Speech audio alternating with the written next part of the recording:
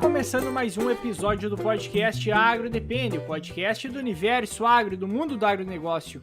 Antes de iniciarmos a apresentação da mesa, gostaria de convidar todos vocês para que participem da nossa pesquisa, para que nós estamos fazendo para tentar entender um pouco melhor quem é o nosso público, da onde que vocês são, o que vocês fazem, do que vocês gostam, que isso aí nos ajuda a dar um norte aí para o conteúdo que nós estamos fazendo aqui, entregar algo cada vez de mais qualidade, que seja mais útil aí para vocês no dia a dia. Também gostaria de convidar para todos vocês nos acompanhar em nossas redes sociais, no Instagram, Facebook, LinkedIn, que acompanhem aí nossos outros projetos. Recentemente nós lançamos lá junto com o Gustavo Floss também, lá o Ponto Crítico, né, que é a ideia de nós passar um resumão aí, passar a semana do agro a limpo sobre as principais notícias. Então, esse projeto novo, já convidamos aí todos vocês para participar, acompanhar aí esse novo conteúdo. Então, iniciando a apresentação da mesa de hoje, meu nome é Eduardo Sebastiani. Meu nome é Cassiano Sartor Decker e nosso convidado, Lemansky, se apresenta, pessoal. É Jorge Lemansky, sou chefe-geral da Embrapa Trigo, engenheiro agrônomo, formado em 1980 em Passo Fundo, no Rio Grande do Sul. Diga-se de passagem, a primeira turma das faculdades de agronomia do Brasil foram 5 anos e que inaugurou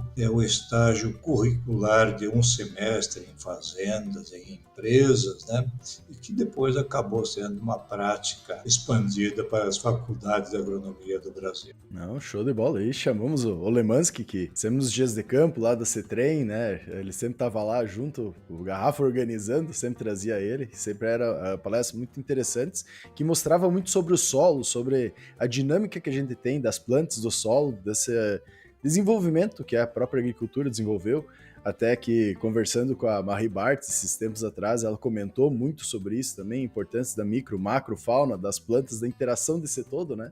E a ideia é a gente conversar um pouco, trazer um pouco da operação 365, né, que a Embrapa está desenvolvendo, que é de manter sobre o solo, né, todos os dias do ano, plantas palhadas, não deixar o solo nu, deixar ele sempre trabalhando e mantendo essa interação, né? Então, eu acho que seria interessante até para a gente dar uma contextualizada, né, Lemos?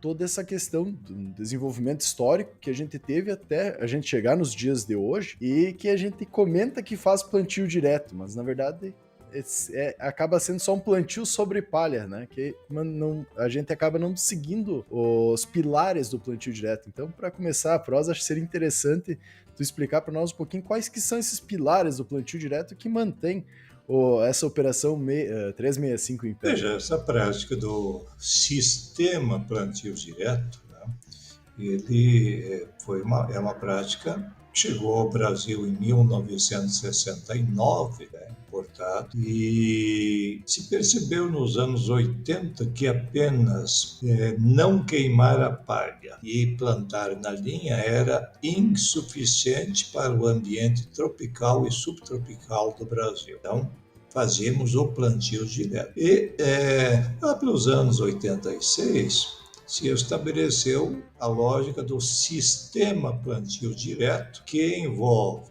além de não queimar, além de fazer o plantio na linha, né, a diversificação da cultura, aporte de biomassa, fitomassa em quantidade, qualidade e frequência. Este é o fator que conceituou o sistema plantio direto. E para iniciar o sistema plantio direto, qual era o pré-requisito básico? Os solos do Brasil são ácidos. Para nós fazermos agricultura comercial, a prática mais relevante e fundamental continua a ser a calagem. Depois vem as outras coisas. Então, quem acerta na calagem estabelece num pH ao redor de 6, 6,5, o ambiente ótimo para que os 13 nutrientes que estão no solo, mais o carbono, hidrogênio e oxigênio do ar, os 16 elementos, tenham a disponibilidade, a acessibilidade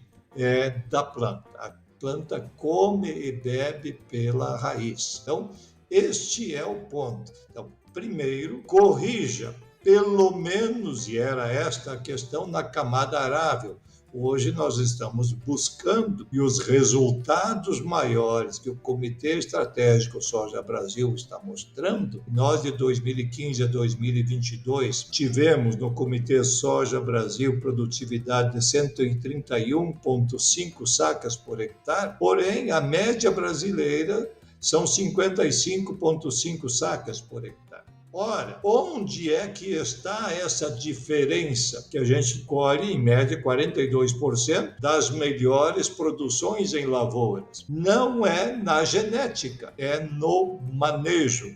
E uma das partes do manejo, asseguro, está neste pilar. Eu tenho que estabelecer a correção química no perfil e colocar os nutrientes no nível crítico disponível para daí efetivamente as plantas terem a acessibilidade e a disponibilidade dos nutrientes, onde vai se aplicar a lei do mínimo e a lei do máximo, isto é, a máxima produção será obtida quando todos os níveis críticos estiverem supridos, combinados com o elemento que estiver em menor disponibilidade, lei do mínimo. E, efetivamente, daí a genética e o manejo do sistema de produção que tem o fator clima, o fator planta e o fator solo, compõem o sistema agrícola produtivo.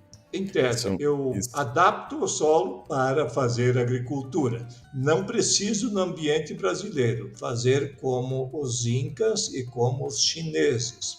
Cortarem a montanha, deixarem nivelado para fazerem irrigação. Agora, nós aqui temos o fator clima, dominamos e temos informação em suficiência. Temos o fator planta, conhecemos a nossa genética. E o fator solo, a fertilidade do solo, envolve as propriedades biológicas, físicas e químicas. A biologia determina a estruturação do solo, a física, a acessibilidade das plantas e a química, daí então, a disponibilidade dos nutrientes. Sistema agrícola produtivo. E o Brasil desenvolveu uma ciência em que estas proporções estão em suficiência disponíveis para serem exercitados nessa interação produtor-técnico. Eu poderia dizer, para fechar o primeiro bloco de conversa, a necessária interação. Quando eu digo que 2 átomos de hidrogênio e 1 de oxigênio não determinam a água, o que determina a água é a complexa interação entre eles, também poderia dizer que o solo agrícola não é determinado pela matéria mineral,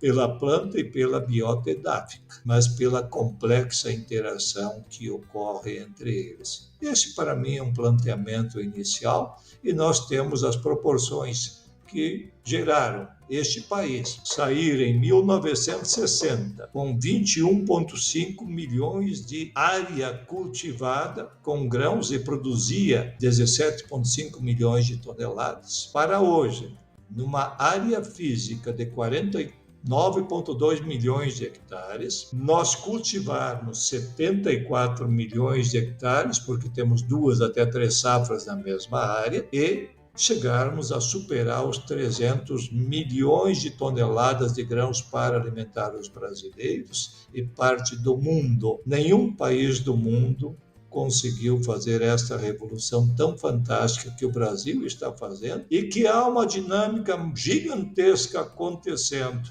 em especial na incorporação de áreas de pastagem degradada para os cultivos, em especial em Minas Gerais, em Goiás, norte de São Paulo, norte do Paraná, Mato Grosso do Sul e no Mato Grosso. Eu acho que esse é um bom planteamento inicial. Não, e até trazendo uma questão que a gente sempre acaba comentando dentro dos episódios, quando falamos sobre fertilidade do solo, sobre qualquer nutriente em si. Acho que foi muito feliz comentar sobre a questão do calcário, né? A gente pega no Rio Grande do Sul, mesmo sendo um estado que tem uma da agricultura mais antiga do país, dessa questão da soja, né, de grandes culturas, ainda se tem, e onde é que começou todo o sistema, principalmente de calagem, a gente tem uma visão, o produtor muitas vezes tem uma visão que não precisa mais ser feito e acaba não monitorando ou não retornando a calcarear quando tem necessidade. E muitas vezes isso acaba fazendo com que não se desenvolva, né? Isso em todo o sul do Brasil a gente pode até dizer. Diferente, digamos, do Mato Grosso, que já veio um pouco depois, já foi incorporado de uma forma melhor e acaba tendo produções mais altas, porém ainda tem essa questão desse problema do calcareamento. Então a gente vê que é um problema inicial que pega todo o Brasil, né? Quem erra na calagem não tem como acertar o resto. Esse é o ponto principal, princípio. Até a gente fala sempre quase em todo episódio sobre correção de solo, porque a gente vê que é um gargalo. Vocês como Embrapa também, não sei como é que é a visão que vocês têm hoje sobre qual que é o maior problema que se encontra, porque com o passar do tempo, olha quantos anos já se fala em calcário, em correção de solo, em construção desse solo, até mais antigamente ainda se tinha todos os terraços, toda a parte de conservação, preservação do solo e água, que cada vez foi se perdendo, basicamente. Então, aparentemente, parece que em alguns casos o pessoal esqueceu daqueles princípios básicos para te ter uma construção de um bom solo, uma boa construção para reter mais água, para ter uma fertilidade mais alta e automaticamente conseguir produzir mais, né? Muito bem. Eu coloco o papel da Embrapa, que é uma empresa pública, né? E ela existe para resolver problemas de Estado. E diria que, como coloquei já para ministros da Agricultura na Expo Direto, que o maior desafio a ser enfrentado pela agricultura brasileira, o maior gargalo que nós temos, chama-se compactação e adensamento do solo.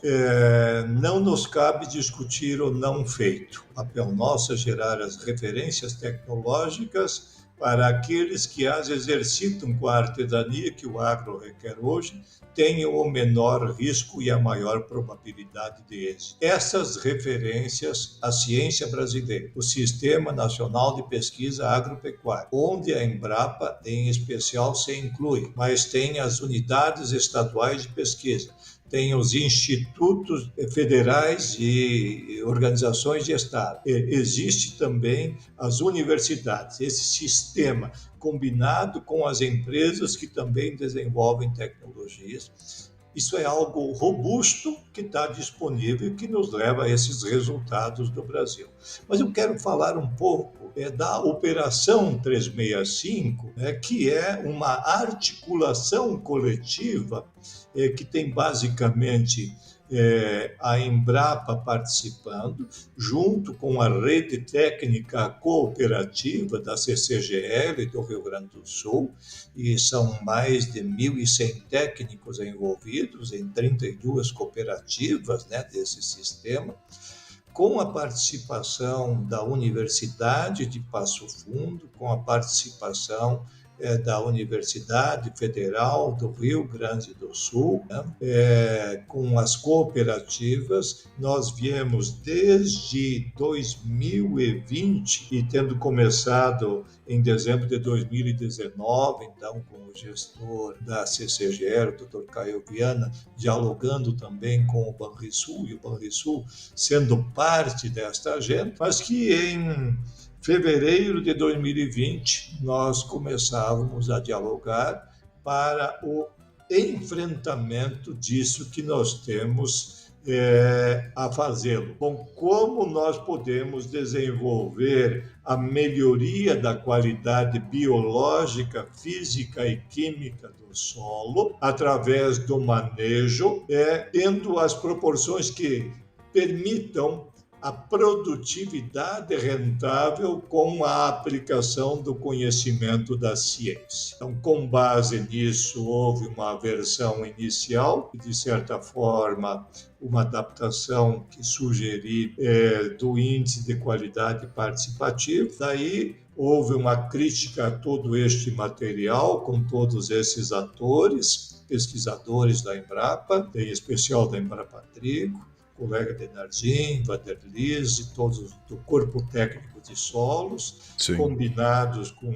a Universidade de Passo Fundo, em especial o professor Pedro Scosteg, o Jackson Fiorin, o Geomar Coraza, mais os colegas das cooperativas, Cotrijal, Cotrizal, outras 10 cooperativas que fizeram parte dessa construção também, a Universidade do Rio Grande do Sul, e daí, com base nisso, amadurecemos um índice de qualidade de manejo e evoluímos para 10 pilotos realizados em lavouras em 2022, em julho.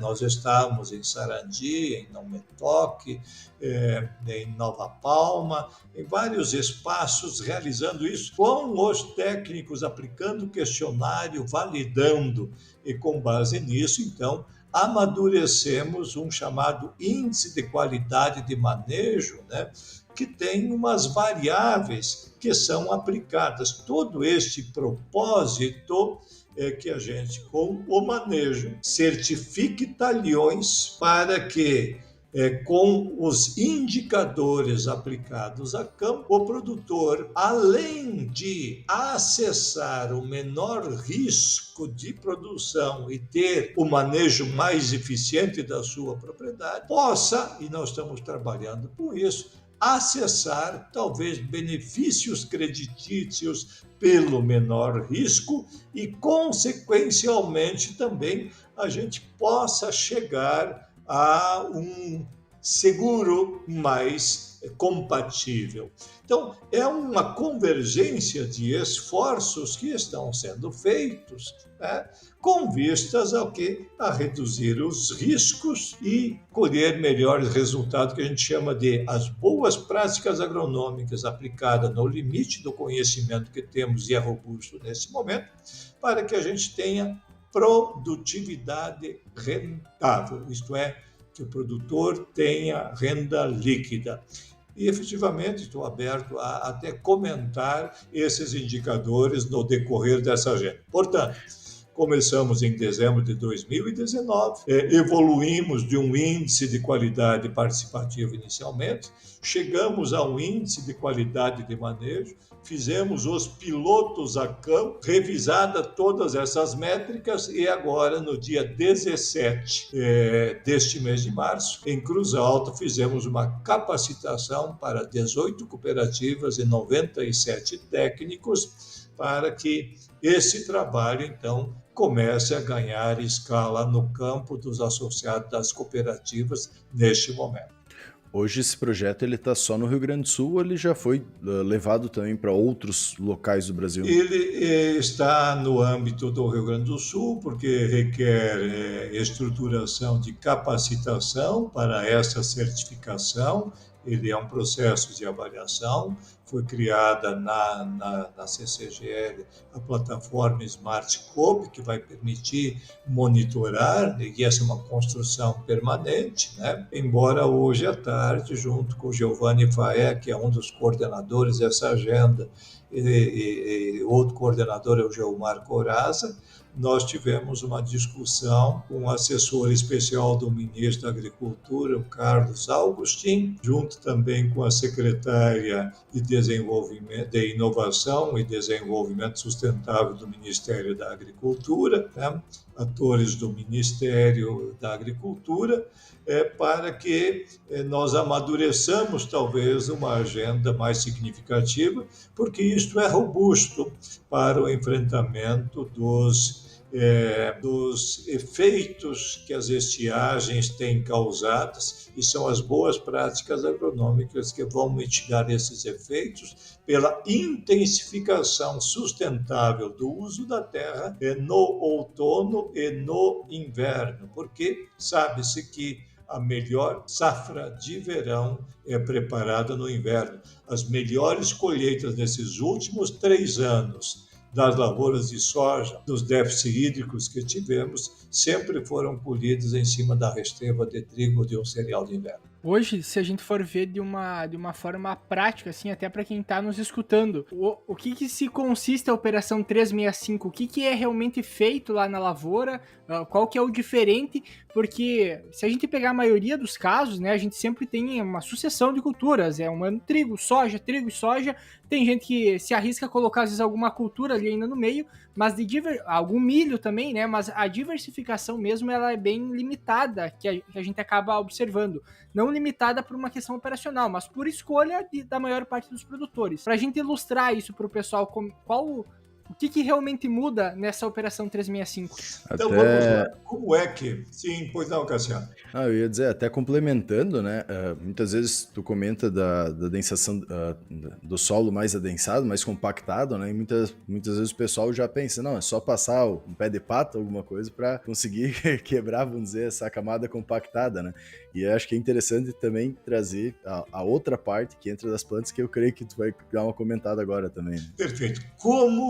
Quais os critérios para a classificação dos chamados talhões? Daí, então, a gente vai para os aspectos, né, de como a gente vai atingir esses propósitos. Então, primeiro, houve uma qualificação de consultores técnicos das cooperativas, né, relativo a essas informações das práticas de manejo visando a melhoria da qualidade do solo e da produtividade rentável. Então, esse é um primeiro ponto, qualificação dos consultores técnicos. Segundo, a certificação do talhão, e isso se faz efetivamente pelo diagnóstico na propriedade, certo? Então, a gente vai tecnicamente validar a excelência do manejo das culturas, que são exemplos de sustentabilidade, de produtividade e de rentabilidade. E o terceiro escopo é estabelecer critérios para subsidiar a liberação dos incentivos. Nós, do Brasil, somos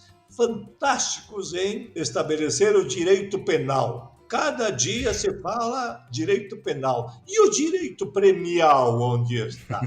Então, como premiar, incentivar acesso a crédito qualificado ou menos oneroso e um seguro mais saudável ou amigável? Isso é, exercitar o direito premial. Então, com base nisso, o IQM, Índice de Qualidade de Manejo, ele tem 5 indicadores. Vamos lá. Primeiro indicador de diversificação de culturas. O segundo indicador do uso rentável da terra. Terceiro indicador de conservação do solo e da água. Quarto indicador de nutrição de plantas. Quinto indicador da qualidade estrutural do solo. Então, esse indicador da diversificação de culturas vai o quê? Número de meses com solo coberto com plantas vivas. Segundo, número de cultivos com gramíneas de verão. Terceiro, número de cultivos com gramíneas de inverno. A gente está falando 36 meses. Vamos para o segundo indicador, que é relevante a gente abordar. Indicador do uso rentável da terra. O que vai se fazer? Medido pela qualidade do controle de custos do talhão. É a gestão da propriedade, é a gestão do talhão. E o número de culturas geradoras de renda no inverno. Eu posso usar a terra para fazer dinheiro por hectare por dia, convertendo as 10 a 14 horas de luz solar que chegam aqui no território gaúcho pela equação da fotossíntese, sequestrar CO2 da atmosfera, fixar esse carbono no chão, gerar oxigênio para nós respirarmos na atmosfera e produzir alimento, fibra e energia. Fotossíntese, agronomia na veia. E vejam, cereais de inverno são plantas descarbonizantes. O trigo plantado em Carazinho no dia 9 de junho e colhido no dia 29 de outubro deu um saldo líquido de fixação de carbono de 7.540 kg por hectare. O pousio de 30 de outubro a 16 de dezembro deu uma emissão de carbono de 172 gramas por metro quadrado. A soja plantada em 16 de novembro e colhida em 24 de março, ela fixou 887 gramas por metro quadrado, mas o grão levou 884, balanço neutro. E o pousio sem plantas de 25 de março a 8 de junho emitiu 400 gramas de equivalente CO2. Portanto, a sucessão trigo-soja avaliada em 2015 pelas torres de vórtice de carbono estabeleceram que a sucessão trigo-soja no Rio Grande do Sul tem um saldo positivo de 1.850 kg de equivalente de carbono hectare ano. Mas quem garantiu esse processo chamou-se trigo com 7.540 kg por hectare. Fixou 1.274 gramas por metro e o grão levou 520 gramas. Então, o trigo é descarbonizante.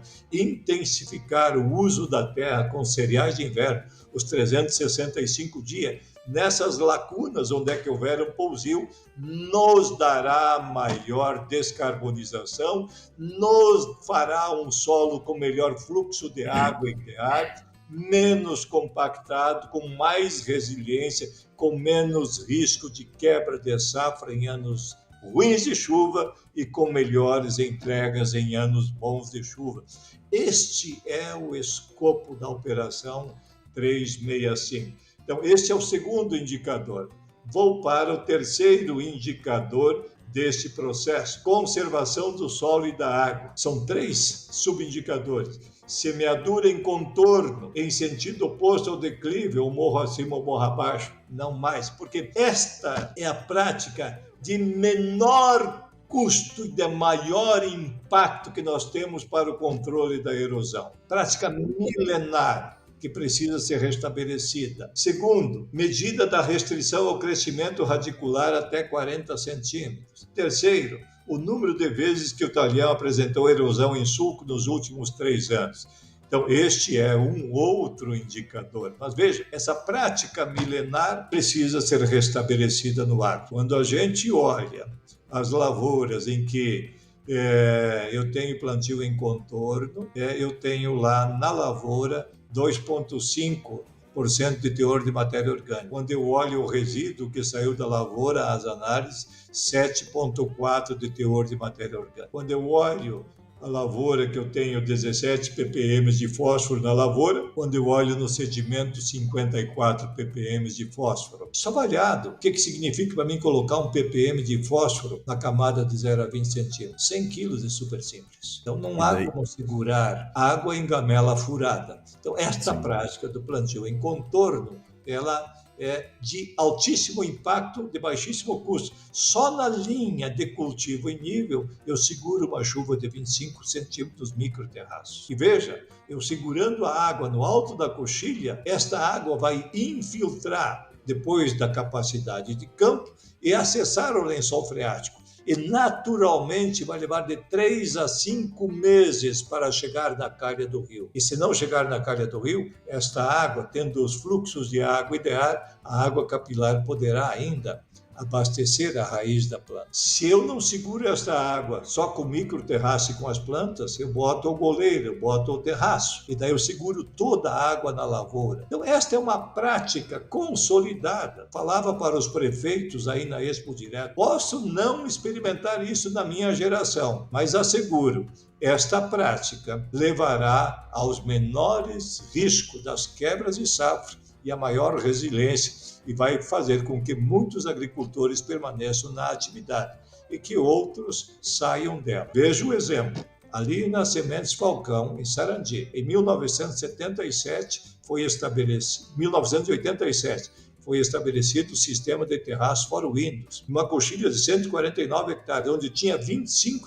terraços. No sistema antigo ficaram 6 em nível, certo? Em terraço de 4.900 metros, segurando toda a água dentro da lavoura. Em 2013 e 14, avaliado pelo professor Pedro Escosteg e a turma dele, teve 30 dias de sol, 7 milímetros de chuva, 45 dias de sol.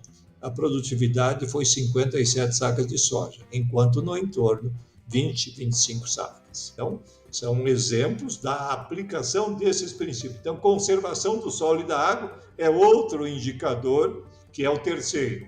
Qual é o quarto indicador? Nutrição das plantas.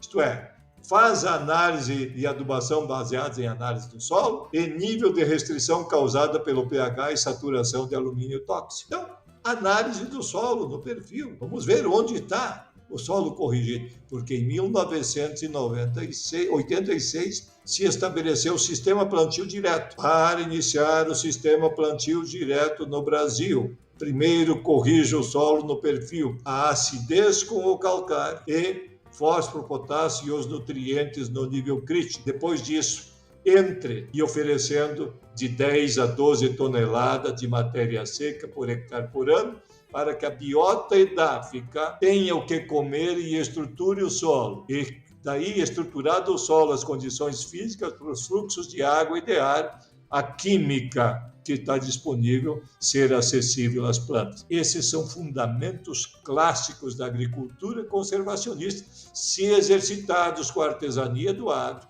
teremos menores riscos de quebra de safra e os maiores êxitos, tanto nos anos bons quanto nos anos ruins de chuva. E o quinto indicador desse processo é de qualidade estrutural do solo. Ele é avaliado pelo índice de espessura da camada superficial, de 0 a 8 centímetros, aquela parte grumosa, pelo menos isso, e se não tiver isso, então perde pontos, né? Então, com base nisso, se estabeleceu o IQM, que é o somatório da diversificação de cultura, que é 30% do valor, do uso rentável da terra, que é 10% do valor, da conservação do solo e da água, que é 30%, da nutrição de plantas, que é 20%, e da qualidade estrutural do solo, que é 10%. Então, com base nisso, nota 7 nessas variáveis, eu tenho o cartão ouro. Nota 8, eu tenho o cartão platinum.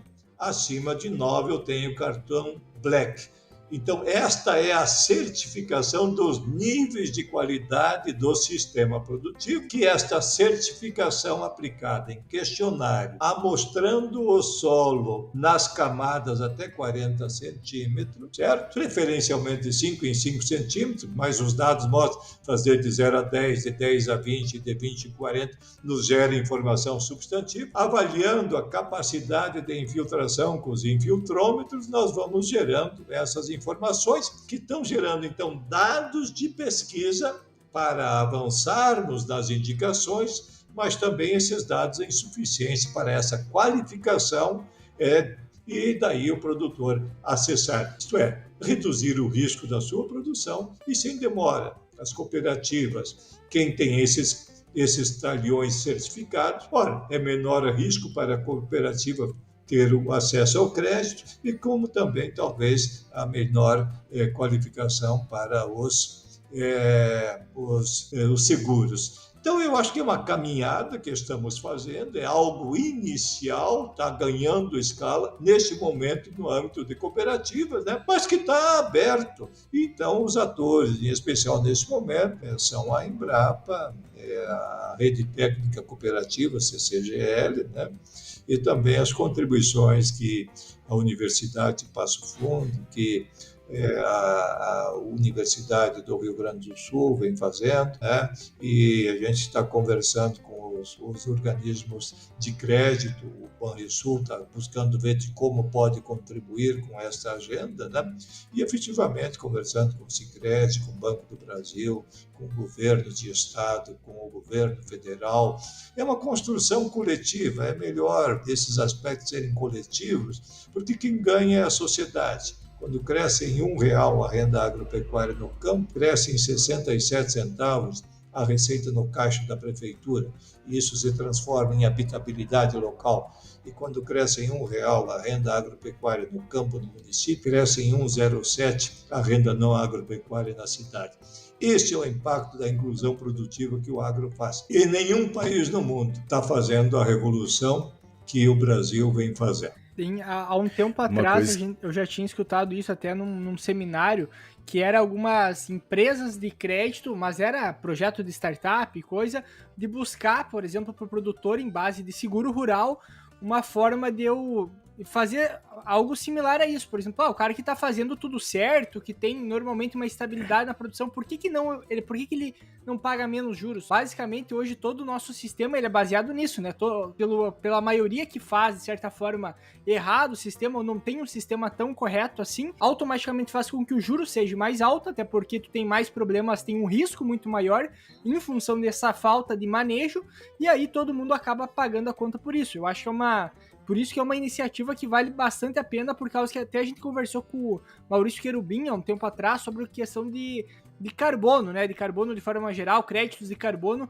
E um dos poréns do crédito de carbono é que ele só ia ser beneficiado quem está fazendo errado e começa a fazer certo. Ou seja, quem está fazendo certo não vai ter impacto nenhum nesse momento, né? Além que, claro, a gente sabe que de forma indireta, todo mundo que está tendo mais retorno em cima disso vai estar automaticamente produzindo mais, tem um sistema muito mais estável. Mas vendo agora, Ou seja, aquele produtor que está fazendo certo esse tipo de sistema, automaticamente já coloca ele numa situação, desde a parte financeira, desde a parte de buscar um crédito mais acessível, que vai levar essa vantagem maior para o produtor, como tu comentou antes, né? Premiar também quem faz certo, né? Então é uma forma de incentivar de forma econômica que o sistema realmente seja adotado no campo, que tenha mais gente fazendo certo, e com isso a gente vai ter com o tempo uma estabilidade maior de produção.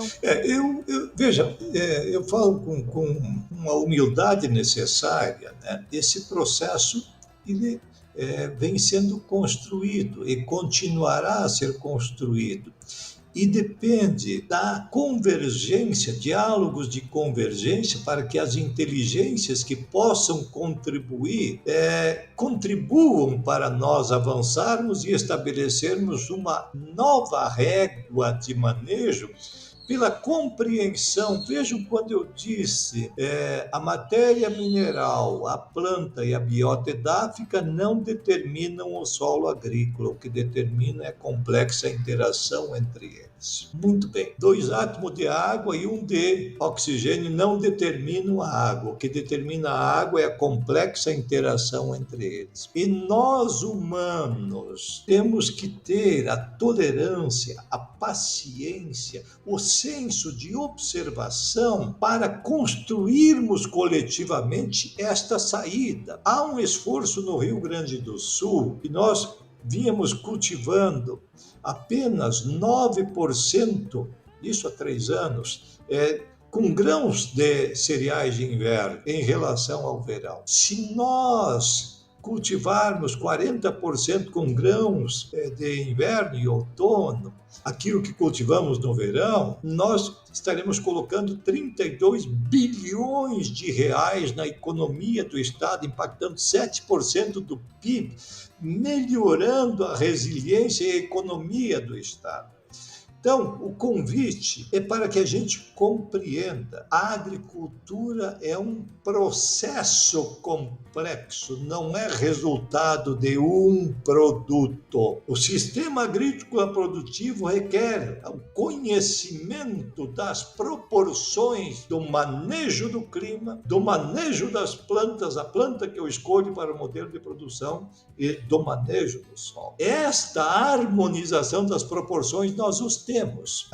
Então, como dialogar? E diálogo interação de movimento, de sentimento, de afeto e de conhecimento. Só assim emergem as inteligências individuais para a solução dos problemas. Não é com duelos de opinião que gera emoção, que afasta, que cada um fica com a sua razão, mas cada um vai para o seu lado, que nós caminharemos para o melhor resultado. Então, humildemente colocamos, existe já um planteamento inicial, há um piloto realizado. Agora estamos começando a escalar essas soluções e temos, sim, as soluções tecnológicas e estruturantes para consciência. A agricultura brasileira é movida à ciência, nós aplicarmos com a parceria dos produtores, nessa interação técnico-produtor, chegarmos, então, aos menores riscos e maiores eficiências nos processos produtivos. É nesse ambiente que Maurício e Eduardo pensam em colocar esta agenda, e que cada qual busque se aproximar dela e ver de que forma, como vocês o estão fazendo aqui, dando visibilidade a isto. E é o processo de aperfeiçoamento da caminhada, porque é da natureza do humano. Eu sou um movimento contínuo, irrepetível, diferente a cada momento. Não sou mais aquele que iniciou esse podcast. Após falar todo esse período, nós já temos numa outra dimensão. Embora que a gente ancore a vida, fixe ela em 4 ou 5 variáveis apenas, e muitas vezes botamos os pés no concreto e não nos movimentamos. Livros, mentes e guarda-chuvas só servem se os abrirmos. Estejamos abertos a perceber, e não há hipótese alguma de solução de problemas complexos com inteligência fraca. É o uso das inteligências fortes que nos darão as melhores saídas. E percebam a revolução que aconteceu. Nós levamos 14 anos para sair de 58 milhões de toneladas e chegarmos a 100 milhões de toneladas do Brasil. Levamos 7 anos para sair de 100 milhões de toneladas de grão e chegarmos a 200 milhões. Estamos levando 5 anos para sair dos 200 aos 300 e chegaremos em menos tempo aos 400 milhões de toneladas de grão. Com produção sustentável, que é o único caminho para a segurança alimentar dos povos. E os cereais de inverno nos sistemas de produção são a alternativa descarbonizante que nós temos aqui para os sistemas agrícolas produtivos do sul do Brasil, com agenda que incorpora carbono, dá maior resistência ao solo, maior reservação de água, e daí as irrigações complementares que podem mitigar os efeitos de estiagem serão com menos água para produzir melhores resultados. São agendas complementares e que nós, profissionais das ciências agrárias, estamos celebrando viver nesse período em que o Brasil faz a sua maior conquista com o agro. E falo da Embrapa Trigo. Veja, em 2019, 5,2 milhões de toneladas de trigo. 2020, 2,3 milhões de hectares, 6,2 milhões de toneladas de trigo. 2021, 2,7 milhões de hectares, produzimos 7,7 milhões de toneladas de trigo. Este ano, que passou 3,1 milhões de campos de futebol em lavoura de trigo, 10,6 milhões de toneladas dos 12,4 que demanda o consumo brasileiro. Esta é uma conquista coletiva que estamos celebrando com os esforços de todos os elos da cadeia. O produtor, as cooperativas, os operadores e fornecedores de insumos, as cerealistas, os assistentes técnicos, os consultores técnicos, os armazenadores, a rede de transporte, os moinhos, os traders. Enfim, é uma conquista coletiva e isso se faz nesse ambiente de diálogo e que o quê? Permite com que haja o aumento da área, mas que também, e nós da década de 77 produzimos 655 quilos de trigo por hectare e este ano no Rio Grande do Sul superamos 3.500 quilos, isto é, em menos de 5 décadas quintuplicamos a produtividade da horticultura brasileira com genética, mas também com manejo e com produtividade rentável. Então, com o aumento da área, com ganhos de produtividade, em menos de 5 anos, o Brasil será autossuficiente em trigo. Em 2030, deveremos estar produzindo acima de 20 milhões de toneladas de trigo e asseguro, vencendo os 4 desafios da pesquisa. Bruzone e tolerância ao estresse hídrico no Brasil Central. Giberela e germinação na espiga no sul do Brasil. O trigo fará o mesmo caminho que a soja e o milho fizeram. E nós seremos players relevantes com produção sustentável na segurança alimentar dos povos, na cultura da paz, mudando em parte a geopolítica desse cereal, que dá 18% da proteína que os humanos consomem, que dá 20% das calorias que os humanos consomem, dos 788 milhões de toneladas que devem ser produzidas no mundo esse ano. Daí a gente consegue começar a observar todo o trabalho que está sendo desenvolvido pela Embrapa, né? Com enfoque, claro, na Embrapa Trigo, trazendo essa questão dos desafios do trigo e fazendo uma coisa que eu achei muito interessante que falou, que é resolvendo problemas do Estado, vamos dizer assim, uma empresa do Estado resolvendo problemas do Estado e, além disso, trazendo como exemplo o projeto 365, né? Ela está conseguindo fazer a mesma questão tanto no solo, que é a interação entre planta, ambiente e solo, né? Essa interação com ela, mas também essa interação entre a sociedade, trazendo o agricultor, trazendo o banco, a trading, que a gente comentou, as cooperativas, a pesquisa e a ciência, que isso é uma coisa que tu falou que é muito importante. A agricultura brasileira, nos moldes que a gente tem hoje, e melhorando a cada vez mais, só é possível através da ciência.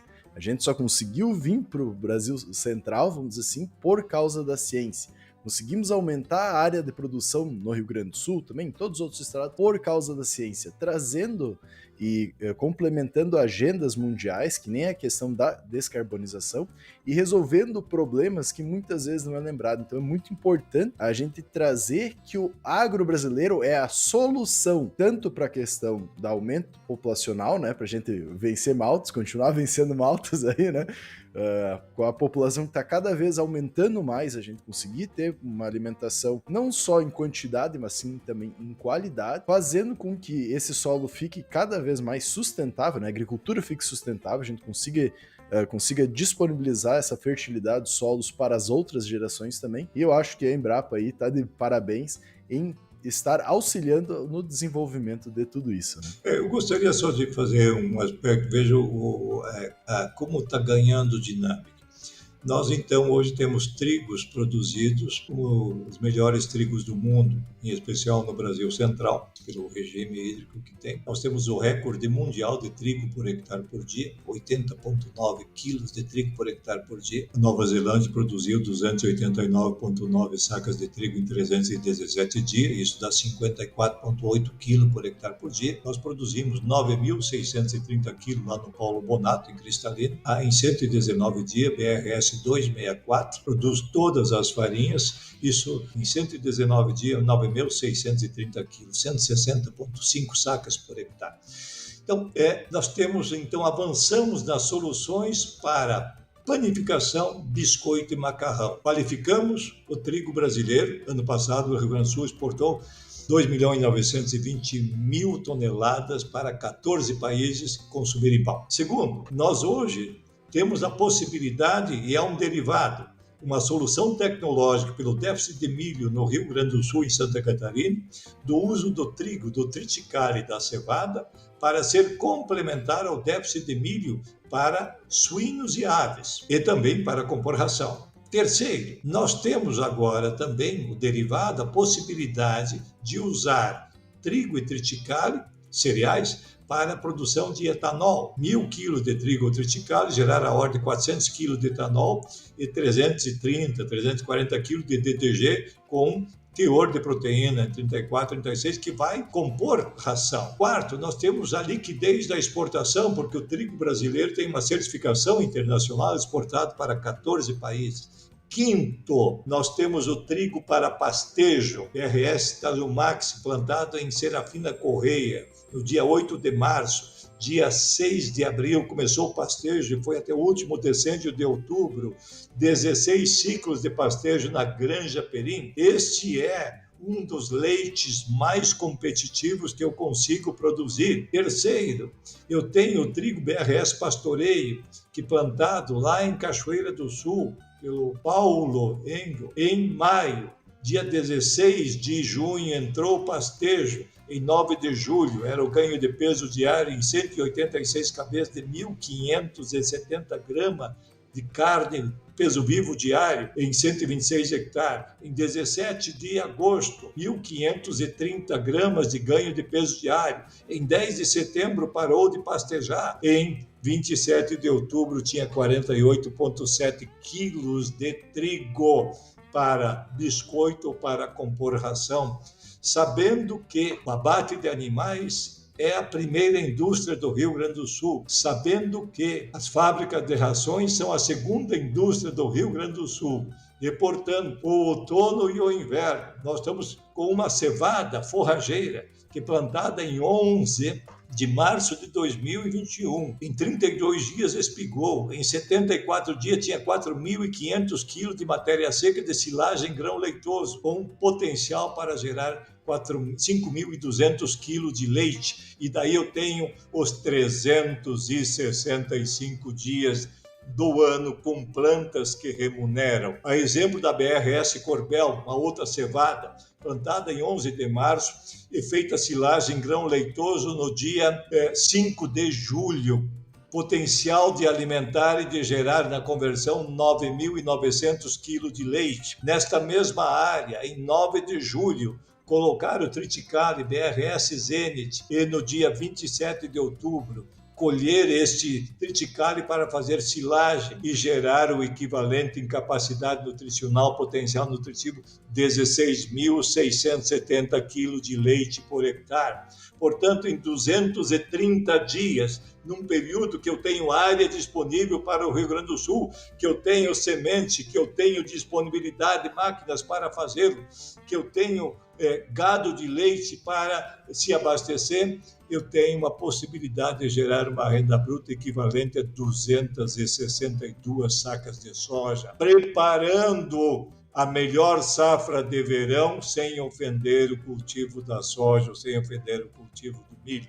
Estas são as soluções tecnológicas disponíveis para 365 dias do ano, convertermos luz solar em alimento, fibra e energia, com produção sustentável, fazendo dinheiro por hectare por dia, melhorando a estrutura do solo, reduzindo os riscos de quebra de safra pela estruturação do solo por fluxos de água e de ar, com plantas que remuneram, gerando bem-estar, gerando as soluções que nós, com a inteligência das ciências agrárias, com a expertise dos agricultores, podemos fazer e estamos habilitados a fazer. Precisamos do ato voluntário para fazê-lo.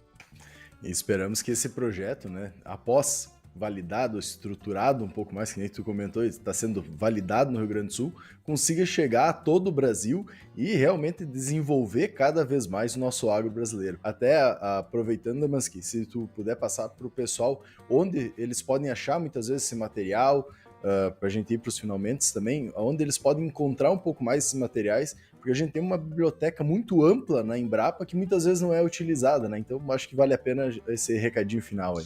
A gente está produzindo esses materiais dos pilotos, agora vai ser uma publicação do ponto de vista da pesquisa, do diagnóstico feito a campo, né? E algumas apresentações ainda, a gente tem PowerPoint, né, que vem sendo trabalhadas, alguns resultados também, o próprio Gilmar Corazza, o próprio Jackson Fiorin e o time da Rede Técnica Cooperativa vem fazendo, né? Nós não temos ainda um escopo, um desenho único desta agenda, né? Então, isso é em andamento, porque tem questionário que vai sendo validado, qualificado, né? São alterações e a gente espera amadurecer para daí efetivamente então produzir um termo de referência mais estável para isso. Mas essas são as informações que a gente tem. Técnicos quiserem acessar, a gente não tem problema, somos disponíveis a dialogar, a nos procurar, seja aí na Embrapatrico, seja a própria Rede Técnica Cooperativa, né? O próprio Gilmar Corazza, o próprio Giovanni Faé, né, que são os coordenadores dessa agenda pela Embrapa e pela CCGL, né? E a gente pode fazer apresentações, dialogar para quem queira fazer. O ato voluntário é o segundo momento da mente. O primeiro momento é o conhecimento. E para tornar mais perceptível esse conceito, né, do ato voluntário, né, quando a gente vê pessoas bonitas e queridas, vem o segundo momento, que é o querer estar junto. Então, o ato voluntário é o segundo momento da mente. O primeiro é o conhecimento. Então, acessar esses princípios, esses protocolos, essa codificação do índice de qualidade de manejo e exercitá-lo nos levará seguramente a uma agricultura mais robusta, mais sustentável, mais resistente, com mais resiliente, com menores riscos de quebra de safra em anos de estiagem e com maiores probabilidades de êxito em anos em que a chuva está oferecendo condições melhores. Então, segure a água onde cai, adote os princípios da agricultura conservacionista, continua válido os pilares básicos, né? Isto é, os solos agrícolas brasileiros são ácidos na quase ampla maioria, corrija quimicamente. Faça o manejo físico-químico para que isso, então, ofereça a condição de entrar com o sistema plantio direto e, efetivamente, então, nós colhermos os melhores resultados. A artesania do agro sendo feita, teremos, sim, maior qualidade de vida no campo e nas cidades. O agro é parte dessa revolução que está acontecendo no Brasil e ele é a grande vantagem comparativa que o Brasil tem em relação a outras nações do mundo.